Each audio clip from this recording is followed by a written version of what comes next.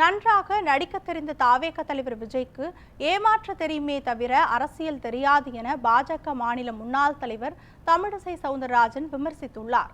சென்னை நங்கநல்லூரில் பாஜக சார்பாக தண்ணீர் பந்தல் திறக்கும் நிகழ்ச்சி நடைபெற்றது. இதில் கலந்து கொண்ட தமிழிசை தண்ணீர் பந்தலை திறந்து வைத்து பொதுமக்களுக்கு தர்பூசணி, இளநீர், வெள்ளரிக்காய் போன்றவற்றை வழங்கினார். பின்னர் செய்தியாளர்களுக்கு பேட்டியளித்த அவர், தமிழக அரசியலில் எதிர்மறை அரசியலை முதலமைச்சர் ஸ்டாலின் முன்னெடுத்து செல்வதாகவும், ராமேஸ்வரத்தில் பிரதமர் மோடி பங்கேற்ற நிகழ்ச்சியில் ஸ்டாலின் கலந்து கொள்ளவில்லை எனவும் கூறினார். தமிழக மக்களுக்கு என்னென்ன நல்ல திட்டங்கள் கொண்டு வர முடியுமோ நான் பாண்டிச்சேரி கவர்னராக இருக்கும்போது 250 ரூபா